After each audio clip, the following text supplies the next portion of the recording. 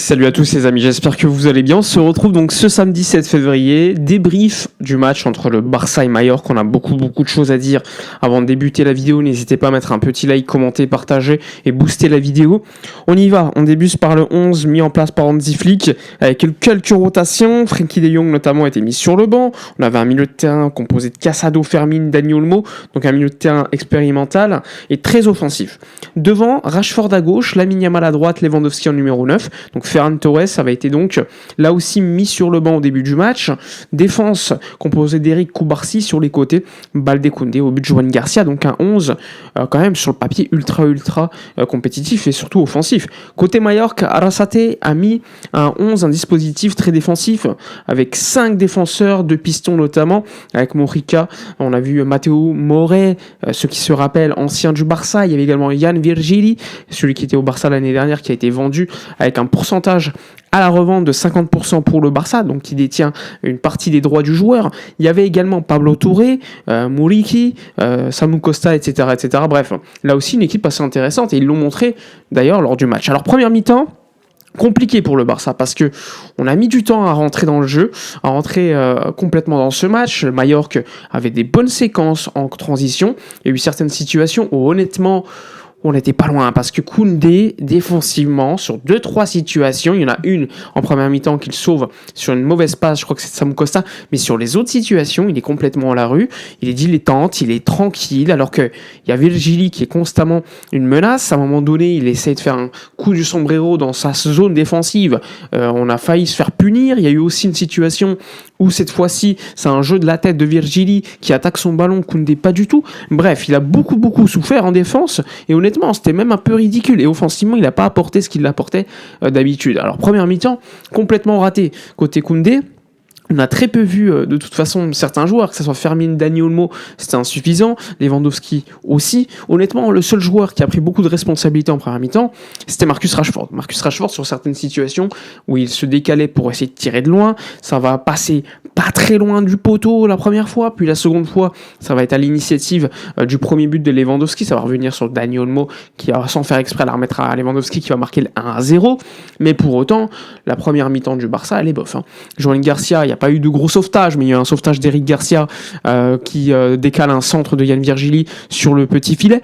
Mais globalement, il n'y a pas eu énormément de boulot à faire de la part du gardien, de Joan Garcia. Pour autant, il y a quand même des situations que Mallorca se procure, et franchement, c'est dangereux. C'est dangereux, ça passe pas loin en première mi-temps, constamment.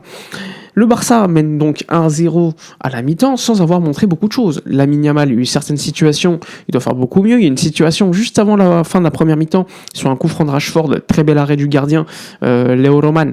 Ça revient sur le pied de Lamine Yamal, il est à 3 mètres des cages, il doit faire beaucoup mieux. Il doit attaquer le ballon, il doit la mettre. Ça peut être 2-0 juste avant la mi-temps. Tu mets un coup derrière la tête de Mallorca à ce moment-là. Donc ça, c'est ultra dommage. Franchement, j'ai pas aimé la première mi-temps. Une équipe trop tranquille. Je peux noter Eric Garcia qui a été bon. Rashford qui a apporté, même si parfois, techniquement, je trouve au milieu de terrain, Casado, il y avait des passes ratées trop facilement. Donc ça, c'était plutôt critiquable. Balde qui n'a pas pris non plus trop d'initiative. Alors c'est vrai qu'en face, c'était un bloc super bas, très peu d'espace. Pour autant, j'attendais beaucoup mieux en première mi-temps du côté du Barça, notamment de nos joueurs offensifs. Fermin ou Dani Olmo. On les a pas vus tenter. Franchement, il y a eu une frappe de loin de Dani Olmo qui a été contrée, mais globalement, c'était beaucoup trop insuffisant en termes de responsabilité. On le voit systématiquement, ça tente le petit jeu court dans les petits espaces, mais ça tire pas assez rapidement. Il y a toujours un petit pied mallorquin qui vient gêner nos joueurs. Forcément, oui, première mi-temps décevante, mais on a pu voir également qu'en face, Jan Virgili mettait en difficulté nos joueurs, que ce soit Koundé ou encore sur certaines situations Cubarsí. Même si Cubarsí a fait une première mi-temps plutôt admirable, tout comme celle de Eric Garcia. Voilà pour la première mi-temps, on passe à la seconde. Cette fois-ci, la seconde mi-temps était de grande qualité, un Barça qui est venu avec beaucoup plus d'attention. Mais comme vous voyez lors des derniers matchs, le Barça n'arrive pas à faire deux grandes mi-temps. Donc là, c'était la seconde mi-temps, elle était de qualité. On est revenu en 10 minutes de la seconde mi-temps, tu avais déjà provoqué une tonne de situations. Tu as eu la barre de Casado, tu as une situation, pour moi, il y a penalty sur Lamine Yamal. En première mi-temps, j'en ai pas parlé, mais il y avait une main également d'un défenseur de Mallorca. Là, la penalty n'est pas venue. Bref, malgré un arbitrage, on va dire, qui ne siffle pas les pénaltys, eh bien le Barça a continué à jouer son jeu. Et pour autant, tu as vécu 1-0 à ce moment-là, parce que tu peux mener largement 2-3-0. En deuxième mi-temps, au début, tu commences super bien.